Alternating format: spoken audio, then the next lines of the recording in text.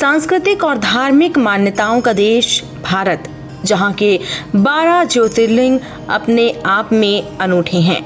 आज इस वीडियो में हम आपको उन्हीं ज्योतिर्लिंगों से जुड़ी कुछ खास बातें बताने जा रहे हैं। सोमनाथ गुजरात के सौराष्ट्र में स्थित सोमनाथ मंदिर का 12 ज्योतिर्लिंगों में काफी महत्व है। इस मंदिर को अतीत में कई बार नष्ट करने का प्रयास किया गया, लेकिन इसका अस्तित्व आज भी है। माना जाता है कि इस मंदिर का निर्माण दक्ष प्रजापति के श्राप से मुक्त होने के बाद स्वयं चंद्रदेव ने करवाया था।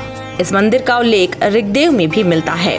इसके बाद महाकालेश्वर, मध्य प्रदेश के उज्जैन में स्थित महाकालेश्वर मंदिर। जी हाँ, इस मंदिर का महत्व दूसरे सभी ज्योतिर्लिंगों से ज्यादा है। माना जाता है कि ये ज्योतिर्लिंग स्वयंभू है और इसकी सभी शक्तियों का स्रोत वह स्वयं है, जबकि बाकी सभी ज्योतिर्लिंग मंत्र शक्ति के आधार पर स्थापित किए गए हैं। इसके बाद काशी विश्वनाथ। काशी यानी वाराणसी को भगवान शिव की नगरी भी कहा जाता है।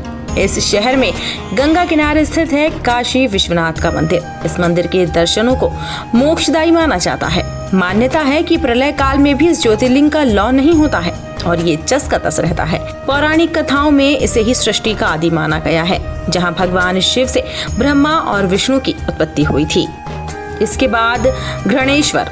महाराष्ट्र के औरंगाबाद के पास घृणेश्वर महादेव का मंदिर स्थित है। ये मंदिर एलोरा की गुफाओं के पास स्थित है। 12 ज्योतिर्लिंगों में इसे अंतिम ज्योतिर्लिंग माना जाता है। मंदिर की उत्पत्ति से जुड़ी एक पौराणिक कथा के नाम पर ही इसका नाम घृणेश्वर पड़ा है। मल्लिकार्जुन। आंध्र प्रदेश स्थित मल्लिकार्जुन को श्रीशैल के नाम से भी जाना जाता है। आपको बता दें कि महाशिवरात्रि इस मंदिर में मनाया जाने वाला सबसे प्रमुख त्योहार है।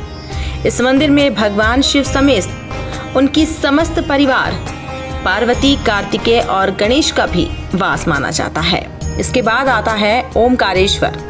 ओमकारेश्वर मध्य प्रदेश के नर्मदा के तट पर शिवपुरी नामक एक टापू पर ओमकारेश्वर ज्योतिर्लिंग स्थित है। कहा जाता है कि इस टापू का आकार ओम की तरह है और स्वयं नर्मदा के कटाव से इसका आकार बना है, इसलिए इस मंदिर का नाम ओमकारेश्वर पड़ा है। यहाँ ओंकारेश्वर और अम्बरेश्वर नाम के 2 मंदिर हैं, जिनमें नियमित रूप से पूजा की जाती है। और अब आता है त्र्यंबकेश्वर ज्योतिर्लिंग। महाराष्ट्र के नासिक प्रांत में स्थित है त्र्यंबकेश्वर ज्योतिर्लिंग। इसी के निकट स्थित ब्रह्मगिरी नामक पर्वत से गोदावरी नदी का उद्गम होता है। ये इकलौता ज्योतिर्लिंग है जहाँ त्रिदेव यानी ब्रह्मा, विष्णु और साक्षात महादेव का वास होता है। अन्य सभी ज्योतिर्लिंगों में सिर्फ शिव का वास माना जाता है। भीमाशंकर।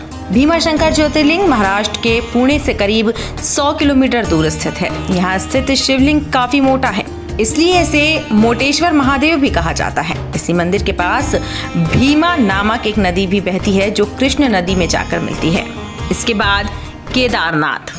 जी हाँ, उत्तराखंड के रुद्रप्रयाग जिले में स्थित केदारनाथ मंदिर न सिर्फ 12 ज्योतिर्लिंगों में सम्मिलित है, बल्कि 4 धाम और 5 केदार में से भी एक है।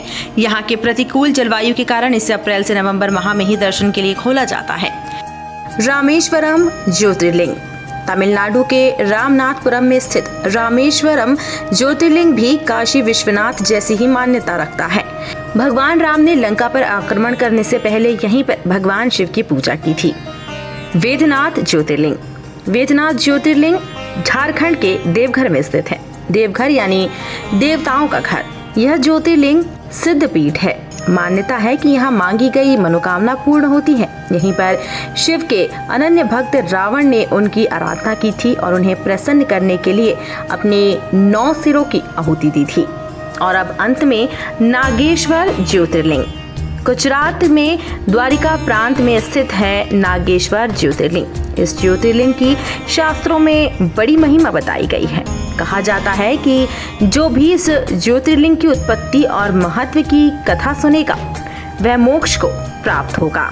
तो ये थे उन 12 ज्योतिर्लिंगों से जुड़े कुछ प्रमुख बिंदु जो हमने आपको बताए। आपको ये वीडियो कैसा लगा, हमें कमेंट करके जरूर बताइए और ऐसे ही धार्मिक जानकारियों को जानने के लिए बने रहिए CIN न्यूज़ नेटवर्क के साथ।